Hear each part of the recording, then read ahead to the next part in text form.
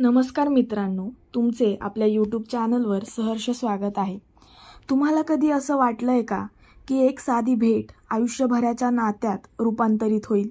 कधी कोण आपलं कॉफी पार्टनर होतो आणि नकळत आपल्या हृदयाचा लाईफ पार्टनर बनतो, हेच कळत नाही. आजचा भाग घेऊन येतोय प्रेम, सस्पेन्स आणि नवीन नात्याची गुंफण. व्हिडिओ शेवटपर्यंत नक्की बघा. भाग 12. दियाने जीवाला हलवून वास्तवात आणले. ती खडबडून भानावर आली. आय नो माझा दादा जरा जास्तच हँडसम आहे म्हणल्यावर कोणीही सहज त्याच्या वलयात गुरफटून जाऊ शकतो. पण वहिनी, सध्या तरी तू ड्रायव्हिंगवर फोकस कर बाबा. मला रिस्क घ्यायची नाही माझ्या जीवाची. ओठ दाबून दिया म्हणाली. आता मात्र जीवा वैतागली, पण शक्य तितका संयम ठेवून ती दियाशी बोलू लागली. ऐक ना दिया, प्लीज मला वहिनी बोलवू नकोस. तू समजतेस तसं नातं नाही आमच्यामध्ये. माझ्यासाठी रुधिर फक्त माझा एक मित्र आहे, त्या उपर काही नाही. पण त्याच्यासाठी तू त्याचं दुसरं प्रेम आहेस, जे त्याने मगाशीच कबूल केलं ना? दिया म्हणाली तशी काही क्षण जीवा तिच्याकडे पाहू लागली. ही दुसरे प्रेम म्हणाली याचा अर्थ हिला सुद्धा रुधिरच्या पहिल्या प्रेमाबद्दल माहीत असेल. मी विचारून पाहू का दियाला? त्या मुलीबद्दल जीवाचं पहिलं उत्सुक मन म्हणाले. Stop acting like a teenager जीवू. लहान आहेस का तू? आता जरा स्वतःच्या उत्सुकतेला कंट्रोल कर. का जाणून घ्यायचं आहे तुला त्या रुधिरबद्दल? असं तर नाही ना की तुलाही तो आवडू लागला आहे? तिच्या दुसऱ्या मनाने तिला खडसावून विचारले तशी ती स्वतःच्या विचारांवर चमकली. नाही, हे नाही होऊ शकत. मी हे मुळीच होऊ देणार नाही. शक्य तितके मी त्या मिस्टर फ्लर्टीपासून दूर राहीन. एकदा का माझी ही महत्त्वाची डील संपली की कोण रुधिर? नंतर त्याला भेटायचा चान्सच नाही. जीवाने मनात पक्क केलं, ज्यावर काहीच वेळात पाणी फेरले जाणार होते जे तिला मुळीच माहीत नव्हते. सगळे विचार तिने झटकून टाकले. दिया, तुझा पत्ता सांग. जीवाने विचारताच दियाने तिचा पत्ता सांगितला. दिया, तू मला नावाने हाक मारलीस तरी चालेल, पण प्लीज वहिनी बोलू नकोस. मला अनकम्फर्टेबल वाटतं खूप. जीवा. ओके सॉरी, मी पुन्हा तुला वहिनी नाही म्हणणार, पण मी तुला नावाने सुद्धा हाक मारू शकत नाही. पुढे जाऊन तू माझी वहिनी होशील तर आदराने बोलावे लागेल ना? शेवटचे दिया हळूच पुटपुटली. जीवाला ते ऐकू गेले नाही. ताई म्हण मग. जीवाने सुवर्णमध्य काढला. हे बेस्ट आहे. लग्नानंतर मी तुला वहिनी म्हणेल. यावेळीसुद्धा दिया शेवटचे हळूच पुटपुटली. तू काय शिकतेस? जीवा. मी आता FYBCSला आहे. दिया उत्तरली. ओ नाईस. मी सुद्धा तेच केले आहे. त्यानंतर MCA करून 2 वर्ष जॉब केला, मग स्वतःचा स्वतंत्र व्यवसाय सुरू केला.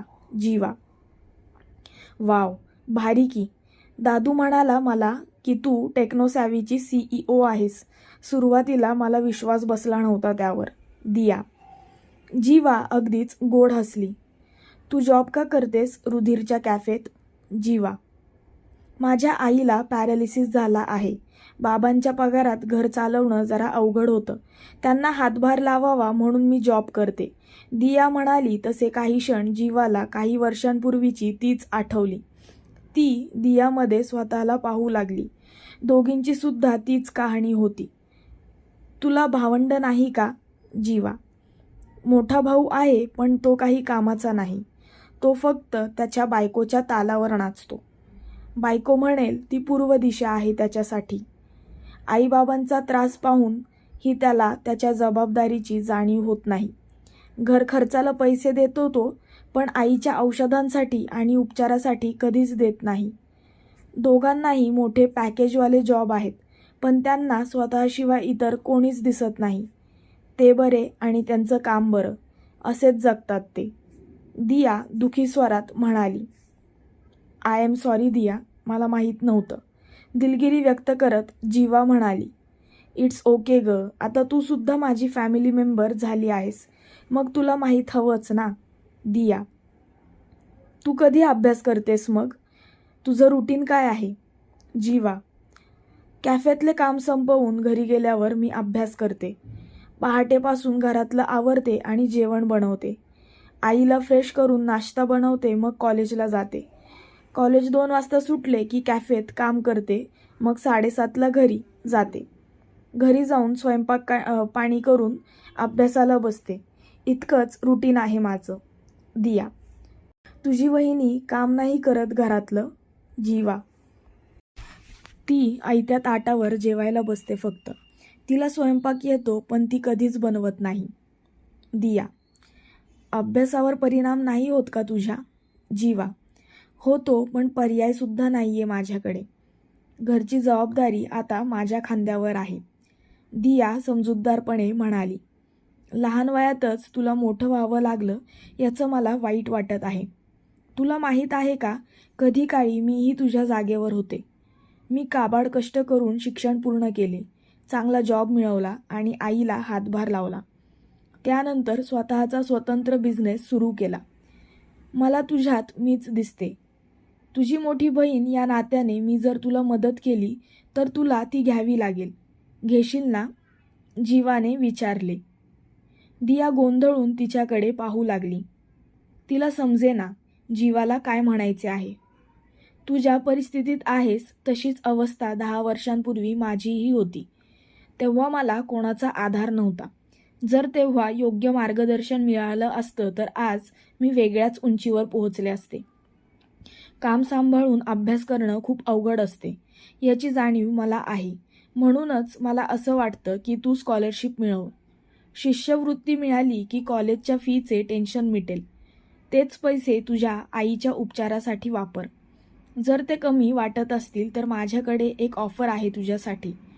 इंटर्न म्हणून माझी कंपनी तू जॉईन करू शकतेस. मी तुला त्याचा मोबदलाही देईन. त्यानंतर मी तुला माझ्या कंपनीत जॉबही देईन. तुला IT मध्येच करिअर करायचे आहे तर ही संधी सोडू नकोस. नीट विचार करून निर्णय घे आणि मला कळव. जीवा म्हणाली तशी दिया 3 ताट उडाली. ती डोळे विस्फारून जीवाकडे पाहत होती. अगदीच अनपेक्षित होते तिच्यासाठी. एव्हाना ते दियाच्या एरियात पोहोचले होते. रुधिर म्हणाला तशीच सामसूम होती इथे. ताई, इथेच थांबव गाडी. मी जाईन इथून पुढे. दिया सीट बेल्ट काढत म्हणाली. जीवाने लगेच गाडी थांबवली, कारण ह्याच्या पुढे रस्ता अरुंद होता.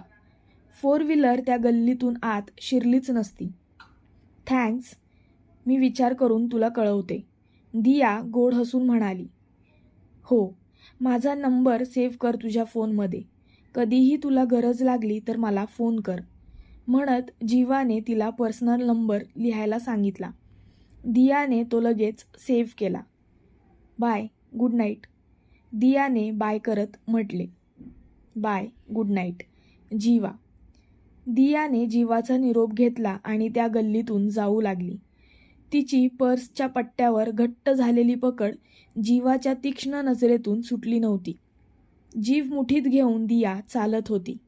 एका वळणाजवळ येताच तिची पावले थबकली. समोर पिंट्या आणि त्याची गँग दारू पिताना दिसली. घामाची धार दियाच्या कपाळावरून मानेवर ओघळली. देवाचा धावा करत ती पटापट चालू लागली. त्यांची आपल्यावर नजर पडू नये इतकेच तिला वाटत होते, पण जे घडायला नको ते घडलेच. त्यांची तिच्यावर नजर पडलीच. अरे जाने मन कहा जा रही हो, जरा आम्हाला हाय हॅलो तरी कर. कधीपासून तुझा आशिक तरसला होता त्याचा चंद्र पाहण्यासाठी, आणि तू आहेस की मला इग्नोर करून चालत आहेस. ये तो गलत किया तूने डार्लिंग. दारूच्या नशेत जीभ जडावलेली असून सुद्धा पिंट्या अडखळत्या वाणीने म्हणाला. धडपडत तो दियाजवळ पोहोचला. तसा दारूचा उग्र दर्प तिच्या नाकात शिरला. तशी तिला किळस आली. तिला भीतीने कापरं भरलं होतं. ती दुसऱ्या बाजूने जाणार की त्याने तिची वाट अडवली. ती उजवीकडून जाणार की त्याने पुन्हा तिची वाट अडवली. त्याने तिच्या चेहऱ्याच्या दिशेने हात उचलला तशी ती मागे सरकली. घाबरून तिने डोळे मिटून घेतले. मला जाऊ दे प्लीज. थरथरत ती कशीबशी म्हणाली. ना ना ना, इतक्या दिवसांनी हा मासा गळाला लागला आहे माझ्या. एवढं सहज मला नकार दिलेल्या मुलीला जाऊ देईन होय मी. ना जाने मन, म्हणून त्याने तिचे केस गच्च आवळले आणि तिचा चेहरा अगदी जवळ आणला स्वतःच्या चेहऱ्याच्या. दियाला दरदरून घाम फुटला. आता कोणीतरी देवदूतच तिला या संकटातून वाचवणार होता.